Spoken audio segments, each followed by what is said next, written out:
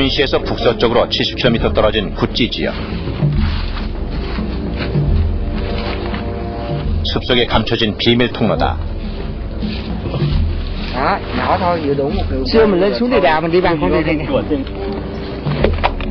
베트남전 당시 베트콩의 비밀 요새였던 구찌 땅굴이다.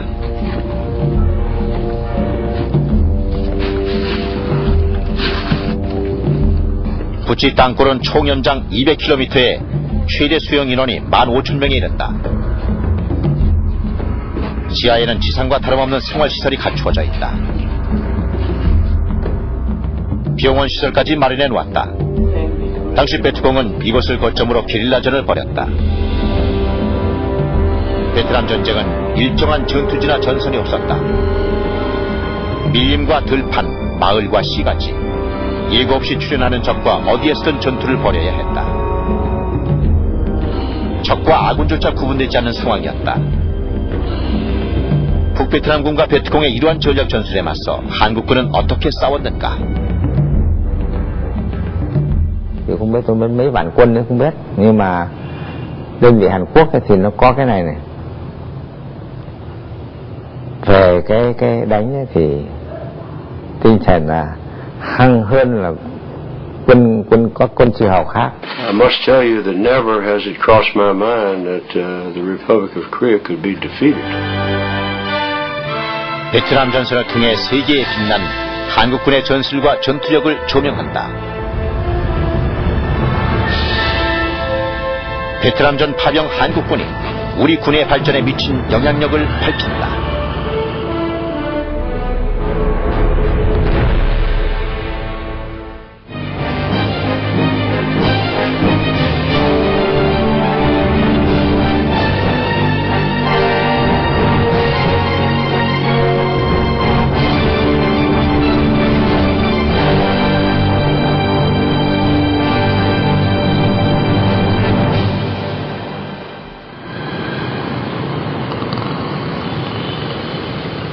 호치민시의 독립궁, 1975년 통일 이전엔 남베트남의 대통령 관저였다. 베트남 전쟁 당시 모습대로 일반인에게 공개되고 있다. 패망 직전까지 남베트남의 대통령이 직무를 보던 곳이다.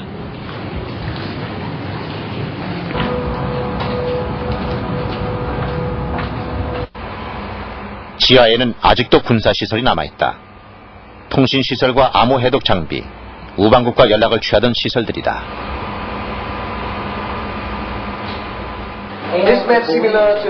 전쟁 상황 시도 관광객에게 공개되고 있다.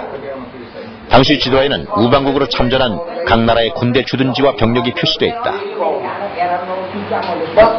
그 한국군이 배치된 지역은 주로 일본 도로를 끼고 있는 해안 지역이라는 특징이 있습니다.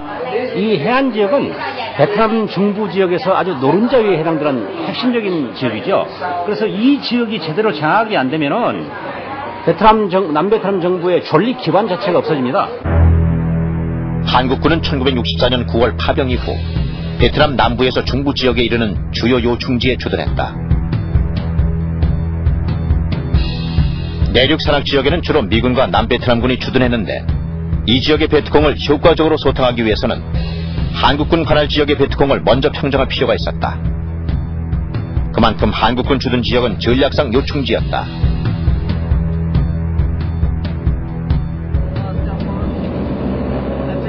베트남 남부에서 북부까지 이어진 일본 국도, 베트남 교통의 축이자 국토 생명선이다.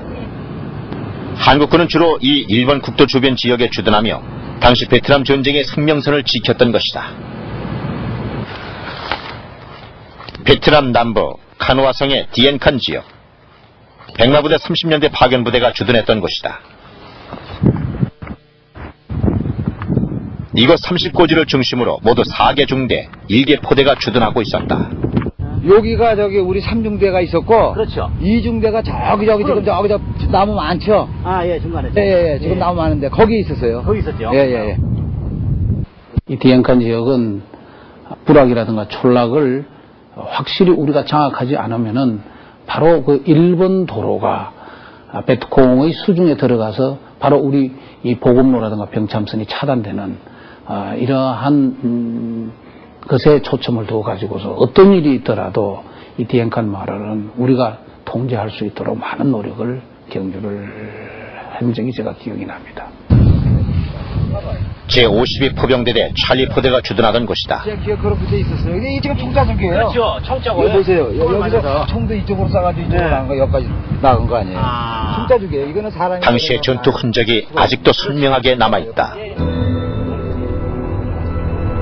파병 한국군은 적과 맞서는 한편 열악한 환경과도 맞서 싸워야 했다. 작전지와 주둔지역 자체가 위협이었다. 말라리아와 독충, 거머리와 모기를 피하고 최소 하루 5리터의 물을 마셔야 하는 더위 또한 이겨내야 할 적이었다. 한국과는 다른 기후와 지형 조건은 작전에 많은 어려움을 가져왔다. 내가 작전 나가다가 갑자기 사지가 뒤틀리는 거예요, 이게. 막 몸이 그냥 이게 지나는 것처럼 몸하고 온몸이 손가락이 쥐가 나도 아픈데 팔하고 다리하고 그래 몸이 뒤틀리니까 그걸 내복지까지 가야 되는데 어떻게 그래 같이 가는 전우들이 내 소총, 배낭, 물통 뭐 전부 다 이 직감만 해도 무거운데 내 걸 가지고 그게 바로 이제 저 군대라는 거는 전우회고 단체고 한 사람이 나고 되면은 그 소대원의 그 전투력이 그냥 지장이 있어요. 백마부대 52 포병대대 찰리 포대 주둔지. 요게 이제 묶어가지고. 당시 군인들이 쓰던 물품을 발견했다. 이거 어디에 쓰던 거라고요? 요게 이제 그 정보로 썼어요. 밤에 불 켜는데 많은 거로. 그럼 한국군이 사용하던 건가요? 그렇죠. 이게 뭔지 아세요? 이게 시레이션 저거 겉딱지. 장병들의 식량으로 이용하던 시레이션 봉지다. 글자가 보이세요? 글자가 영어로 보일 거죠? 여기 보이죠? 까맣게 쓴 게.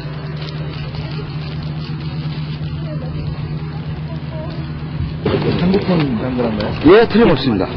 장갑은 이 쇠가 있어요. 그래서 뭐 밟아도 끄떡없어. 주둔 한국군이 사용한 정글화였다. 오랫동안 땅에 묻혀있다 최근 도로를 내면서 노출된 것으로 보였다. 파병 초기에는 무기와 전투장비도 열악했다. 1967년에야 M16 소총이 지급되기 시작했는데 그 전까지는 구식 M1 소총으로 전투에 나가야 했다. 통신장비도 구식 무전기를 써야 했고 일부 화력은 미군의 지원을 받아야 했다. 특히 미군의 헬기 지원 없이는 효과적인 작전 수행이 힘든 실정이었다. 이 같은 열악한 전투 여건에도 불구하고 한국군은 파병 초기부터 기대 이상의 전과를 거두었다. I covered 4 combat operations with them, which meant going out in helicopters, making combat assaults, and going on patrol and being in the field with them. Then and now, I will say that the South Korean soldiers were arguably the best combat soldiers in Vietnam. 1965년 10월 맹호부대의 파병에 이어 1966년 9월엔 백마부대인 제9사단을 베트남 전선에 증파한다. 미국의 요청과 함께 한국에서도 5만 명까지는 무리가 없다는 판단 아래 4차 파병을 결정하게 된 것이다. 이 4차 파병은 한국군의 뛰어난 전투력을 인정한 결과였다. 독자적인 작전권을 가진 파병 한국군은 명실공히 군단급 규모의 작전을 수행할 수 있게 된 것이다. 4차 파병 이후 한국군의 처우가 대폭 개선되고 군장비 현대화가 진행된다.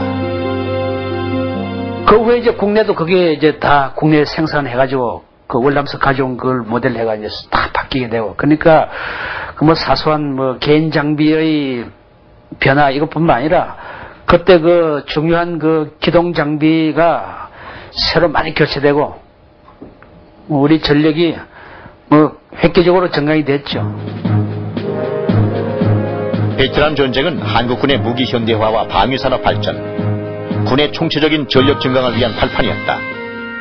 나아가 당시 한국 안보에 관여했던 미국과의 군사관계를 더욱 증진시킬 수 있었으며 자주 외교 역량을 높이는 계기가 됐다.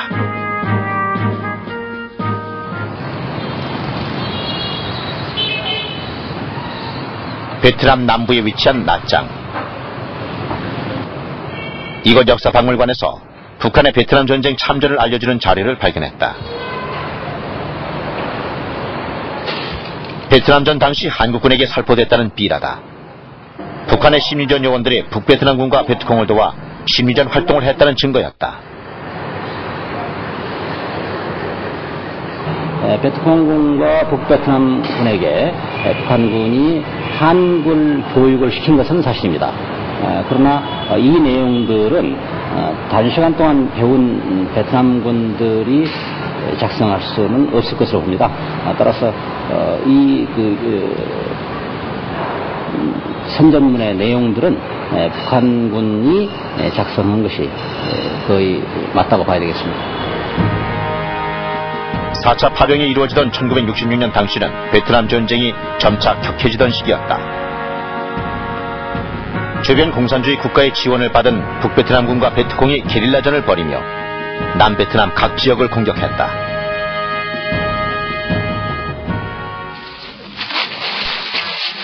당시 게릴라전 최대 거점이었던 구찌 땅굴.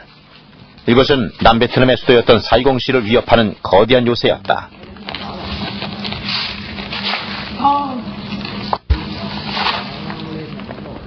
이 같은 땅굴이 이 지역에만도 수백 개가 넘었는데 각 땅굴이 거미줄처럼 연결돼 있었다. 송환구가 되어 있네요. 그냥 동굴이라고 해서 그냥 대피만 하는 동굴이 아니고 동굴에서도 공격을 가할 수 있는 총환구가 되어 있습니다. 안에서 관측을 해서 사격을 할 수 있는 거죠. 동굴을 찾기 위해서 접근하는 병력들이 불의의 사격을 받을 수 있는 거죠. 구찌 땅굴은 프랑스 식민 통치 시대인 1940년대부터 파기 시작했다. 미국과의 베트남 전쟁이 발발하자 규모를 확장하고 거점으로 삼았다. 구찌 지역 베트콩의 지하 사령부다. 여기는 정규군, 네. 정규군이고 네. 지방 유격대고 네. 여기는 민간인, 여기는 지방 유격대. 네. 당시 한국군이 상대한 적군은 크게 세 부류로 나뉜다. 흔히 베트콩이라 부르는 유격대, 거주 지역에서 활동한 지방군, 남베트남에 파견된 북베트남 정규군이 그것이다. Thì nhờ cái đường Sơn đó thì các cái đơn vị của chúng tôi, trong đó có một đơn vị tôi là hành quân miền Bắc vào miền Nam. Mà lúc này có thể nói là quân đội ở Việt Nam á, là ở miền Bắc á, là coi như là có thể nói là hậu phương lớn của miền Nam. Lúc này là tất cả nhân tài vật lực của miền Bắc đều dốc vào miền Nam. Có cái đường ngang để mà đánh đường này thì ta lại tắt sang đường kia. Đấy. Và có một cái đường ống dẫn dầu, tức là từ miền Bắc vào dẫn dầu cho đến tận cùng miền Nam. Cái đó là vĩ đại nhất. Dẫn dầu đấy, tiếp xăng dầu vào đấy đấy. Đấy là cái đường bộ mòn Hồ Chí Minh nhá. 북베트남에서는 호치민 루트를 통해 전쟁 기간 내내 무기와 물자를 남베트남에 공급했다. 호치민 루트는 라오스와 캄보디아와의 국경을 따라 남베트남의 수도였던 사이공 인근까지 이어진 비밀 군사 수송로였다. 연결지까지 합쳐 총 2000km에 달하는 이 호치민 루트를 통해 북베트남과 베트콩은 하나의 지휘 체계 아래 움직이고 있었다. 육지뿐 아니라 해상에도 군사 수송로가 마련돼 있었다. Chúng tôi đã chuyển toàn bộ vũ khí từ ngoài Bắc vào Nam, chuyển cán bộ chiến sĩ từ ở ngoài Bắc vào Nam theo cái đường mòn Hồ Chí Minh trên biển, theo đường mòn Hồ Chí Minh trên biển. Và chúng tôi còn một lực lượng nữa là lính thủy đánh bộ hải quân. Lính thủy đánh bộ hải quân mà chúng tôi thường nói là công nước. 호치민 루트를 통한 북베트남의 지원과 베트콩의 게릴라 전술은 전투를 어렵게 하는 가장 큰 요인 중 하나였다. 베트콩은 민간인으로 위장하거나 전투 뒤 마을로 숨어들어 주민 행세를 했기 때문에 우선 적을 찾아낸다는 것이 쉽지 않았다. 더구나 전투 현장이 아니고는 적을 사살하지 못한다는 제네바 협약의 규정 때문에 전투는 더 많은 난관에 부딪혔다.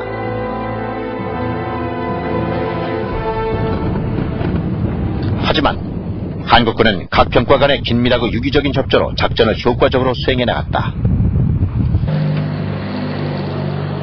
산후화성의 빈투엉 지역. 이것은 십자성 부대로 알려진 백군수사령부가 주둔했던 곳이다. 주둔 당시의 초소가 남아있다. 최종호라고 써있네. 뭐라고 써있어요? 최종호. 1968년 6월 10일 정호 본 아직도 주둔 한국군 장교의 이름이 선명하다. 중대장 최종호라고 써있네. 파병 한국군이 빛나는 전과를 올릴 수 있었던 것은 군수품 보급을 담당한 십자성 부대의 보급 작전에 힘입은 바 크다. 전선이 따로 없던 베트남 전쟁의 위험을 무릅쓰고 십자성 부대는 차량과 병력, 무기 수송 작전을 효과적으로 수행했다. 베트남전을 통해 축적된 수송 작전 능력과 전투부대와 지원부대 간의 협조 경험은 이후 한국군의 종합적인 전투력을 높이는 결과로 나타났다. 십자성 부대에서 북쪽으로 45km 떨어진 니누아 지역. 이곳에는 보병 측 부사단 백마부대 사령부가 주둔해 있었다. 현판이 걸려있던 사령부 정문 기둥이 세월의 흔적을 말해준다. 4,000제곱킬로미터에 달했던 영내는 황목지로 변해 있다. 백마부대 주둔 시부터 인근 마을에 거주해온 주민의 안내를 받았다. 건물 잔해가 남아있어 이것이 한국군 주둔지였음을 말해준다. 이거? 여기는 문이었어요. 양쪽에 꽃은 심었거든요. Từ con núi này xét chân núi đây nha, là khu vực này là đóng nè, đi miết tới chỗ này, tới cái bậc này nữa là khu chỉ huy đóng, mà trong này lại đây là khu khi bộ tư lệnh đỡ 3 lá cờ, 6 lá cờ của nó nè, 6 lá cờ. 백마부대 사령부는 1966년 9월부터 1973년 3월 철수시까지 이곳에 주둔했다. 그동안 오작교 작전과 홍길동 작전 등 많은 전과를 올려 천하무적 백마부대의 전설을 남겼다. 주둔하는 곳마다 평화를 정착시켜 나갔던 것이다.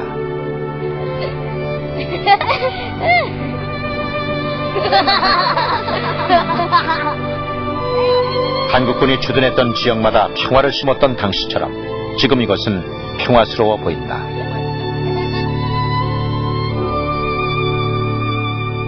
한국군은 베트남전 당시 주월 사령관의 지시 아래 철저히 양민보호 우선 작전을 수행했다. 자유를 갈망케 하는 국민들에게 자유의 참 모습을 보여주자 하는데 뜻을 둔 거예요. 그래서 최명신 사령관이 이제 그 훈령을 만들었는데 아주 멋있는 훈령을 만들었죠. 100명의 베트콩을 놓치는 한이 있어도 1명의 양민을 보호한다. 이건 아주 이 굉장한 그 훈령이죠. 양민보호 우선 작전은 일부 우방국의 우려를 낳기도 했지만 한국군은 양민보호 원칙을 계속 지켜나갔다. 이는 동족상잔의 비극을 체험한 한국군의 인도주의가 작용한 것이기도 했다. 작전 지역에 거주했던 조민은 아직도 한국군이 베푼 온정을 잊지 못하고 있었다. Ăn nhậu có mấy rạp bát to đó, cả hàng quân tới tập kết đó, ăn chơi nhậu rồi dân ở đây lên, dân lúc này cũng vất vả rất khổ, nhưng mà bây giờ cái sự mà qua đây là nó đúng cái người mà hao tổn không có, ở gần này không có. 나아가 한국군은 베트남전의 특수성을 고려해 분리 및 섬멸 작전을 수행했다. 민간인 속에 숨어있는 베트콩을 대밀심리전을 통해 분리하여 산속으로 격리시킨 이후 군사작전을 통해 베트콩을 섬멸한다는 것이다. 이는 양민을 보호한 뒤 베트콩과 전투를 한다는 양민보호 전략의 일환이었다.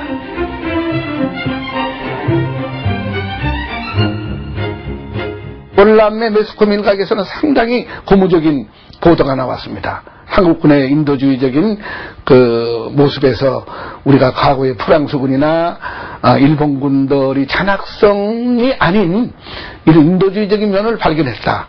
우리 한국군을 우리가 사랑하자, 지원하자 해가지고 그때부터 이제 따이한이라는 명칭이 붙여지기 시작을 했어요. 베트콩의 주 활동 무대는 농촌 지역이었다. 따라서 작전을 효과적으로 수행하기 위해서는 베트콩과 농민을 분리하는 작업이 우선적으로 필요했다.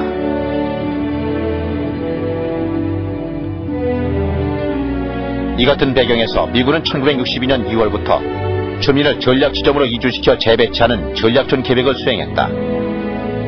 공산 세력이 촌락을 근거지로 세력을 확대해 나가는 것을 미리 방지해 공산 세력을 고립화시키자는 목적이었다. 전략촌 계획은 초기에는 성공을 거두지만 실적 위주의 무리한 추진으로 주민의 불씨를 낳게 되고 결국 1964년 2월에 중지됐다.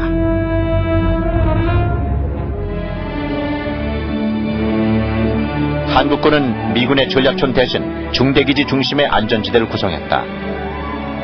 산속으로 들어간 베트콩이나 피난민들이 스스로 찾아와 정착할 수 있는 안전한 마을을 만들어주고 이를 보호한다는 전략이었다. 대대로 살던 곳에서 쫓겨나야만 하는 베트남 주민들의 처지를 충분히 알고 있었기 때문에 취해진 계획이었다. The Koreans, better than anybody else, understood that if they didn't have the hearts and minds of the people, the villagers, that the whole thing, it didn't matter. So I think that's why their pacification efforts were so good, because they understood the Vietnamese culture better than we did. 호아다 지역의 일본 국도. 이것은 1967년 3월에 백마부대와 맹호부대가 합동해 오작교 작전을 펼친 곳이다. 오작교 작전은 뚜이호아에서 송카우에 이르는 일본 국도 주변 지역의 베트콩을 소탕해 중부 해안 지역의 평정을 완성한다는 계획이었다. 작전은 2단계로 실시됐다. 1단계는 백마부대가 뚜이호아에서 북진하고 북쪽의 맹호부대가 송카우를 시작으로 남진해 중간 지점인 호아다에서 만난다는 것이었다. 2단계는 작전 지역 내 적을 소탕하는 것이었다. 베트남전 당시 전략적으로 가장 중요한 일본 국도는 곳곳에 베트콩이 출몰해 도로가 재구시를 하지 못하는 실정이었다. 1966년부터 미군 제101 공수사단이 뚜이호아와 귀넌 사이의 베트콩 점령지대에서 작전을 실시했지만 실패만 거듭했다. 오작교 작전이 실시되기까지 일본 국도는 연합군의 완전한 관리 아래 놓인 적이 없었다. 한국군의 오작교 작전은 많은 무기를 도획하며 성공리에 끝났다. 판장에서 귀년까지의 400km 병참선을 연결하고 8,400평방킬로미터의 안전지대를 확보하는 전과를 올렸다. 당시 작전에는 미군들도 중대급까지 파견되어 한국군의 작전을 참관했다. 세계 외신들은 이러한 오작교 작전을 크게 보도하게 된다. 베트남의 한 언론은 한국군을 배워라는 사설까지 실을 정도였다. 하지만 지금의 전적비에는 작전 경과와 전과를 기록한 비문이 남아있지 않았다. 이쪽에 판이 있었고 저 뒤쪽에 설명문이 있었어요. 그 설명문을 빼냈습니다. 그리고 이쪽을 시멘트로 대신 보강을 했네요. 1975년 남베트남이 패망하면서 비문이 제거된 것으로 추측됐다.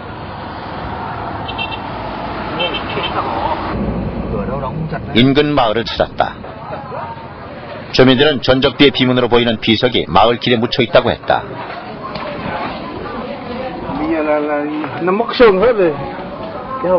오작교 작전 전투 기념비의 비문이 분명했다.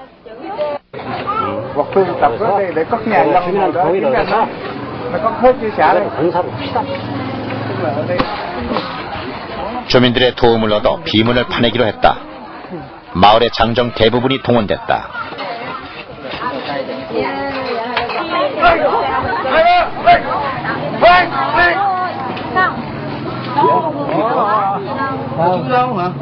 작업을 시작한 지 1시간 남짓 비문이 모습을 드러냈다.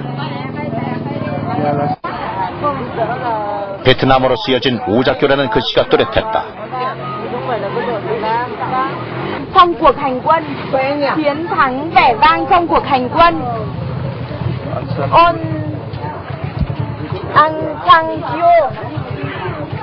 Cộng hòa đem lại cho dân tộc Việt Nam sự an cư thịnh vượng. Quân đội Cộng hòa Đại Hàn đã hoàn. 어쨌든 간에 그 뭐 역사적으로 있었던 하나의 큰 사건을 증명하는 그런 내용이니까 그 내용을 어떤 뭐 베트남 정부에서 어떤 역사적 유물로 활용한다든지 아니면 뭐 한국에 보내준다든지 또는 뭐 오작교 작전은 한국군의 작전 능력을 세계에 과시한 쾌거였다. 베트남전 파병 한국군의 위상은 물론 한국의 국가 위상을 높여준 작전이었다.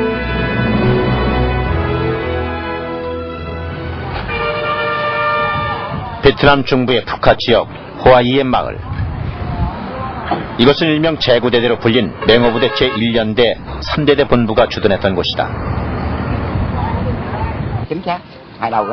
이 지역에서 맹호사단 1년대는 베트남 전선에서 이제까지 한국군이 시도하지 않았던 또 하나의 전술을 선보인다.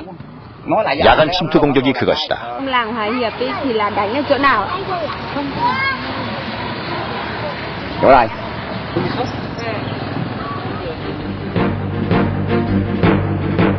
1966년 2월 16일 밤 맹호사단 1년대 구중대가 이 지역의 베트콩을 소탕하기 위해 야간 공격을 단행한다. 낮에 충분한 휴면을 취하고 평소 정찰로 익혀두었던 목표 지점에 침투해 적을 공격한 것이다. 산으로 일개소대를 침투시키고 일개소대는 그쪽으로부터 내려오는 하천이 있습니다. 폭이 한 10m 정도 돼요. 그 하천으로 침투를 시키고 그 다음에 침투가 완료된 다음에 내가 중대 일개소대를 끌고 직접 인솔의 정면으로 내가 들어갔어요. 진지에 우리 중대에 배속된 4.2인치 조명탄을 밝히고 주황과 같이 이렇게 밝히고 이제 돌격을 해서 거기서 한 30명 정도를 전부 우리가 사살하고 포로 잡고 이렇게 됐어요. 당시까지만 해도 베트남전에서의 밤은 북베트남군과 베트콩의 전유물처럼 돼 있었다. 하지만 우방국 중 한국군이 최초로 야간 전투에서 전과를 올린다. 이후 한국군의 계속되는 야간 전투 승리는 전세를 유리한 국면으로 이끄는 데 큰 기여를 하게 된다. 이 교리를 순전히 우리들이 만드는 한국적인 전술 교리를 적용했다는 데 문제가 있지요. 미국식이 아닌 거, 우리가 개발한 거, 우리 분대장, 소대장, 중대장들이 건의한 거, 대대장이 생각한 거, 이것을 합쳐가지고 만들어낸 전술 교리를 적용해서 승리를 한 거예요. 여기에서 우리 제구대대의 제9중대가 야간 침투 작전에 승리를 하니까 딴 중대, 딴 대대도 야간에 자신을 갖게 된 거예요. 한국군은 야간 침투 전술뿐 아니라 수색, 정찰, 매복 등에 걸쳐 독자적인 관용 전술을 발전시켰다. 이 같은 전술로 적이 기지에 도달하기 전에 주간 집결지에서 포착해 섬멸했다.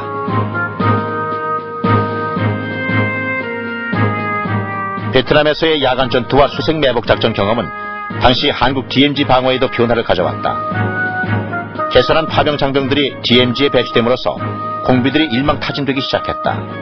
DMZ 방어에서 북한군을 압도하게 된 것이다.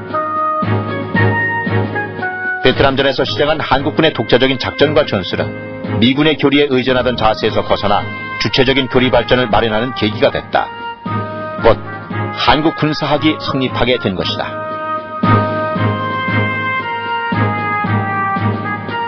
이 같은 한국 군사학은 미군을 비롯한 자유우방 진영에 큰 관심을 끌었는데 특히 대만은 1968년 5월에 군사학 교수단 파견을 요청한다. 이에 한국 군사학 교수단이 파견돼 대만의 영광급 장교와 장성에게까지 전술 교리를 가르쳤다. 자유중국 국방부로부터 각군 본부, 그다음에 각 학교, 그리고 중요 부대 단입자 전부 강의를 했습니다.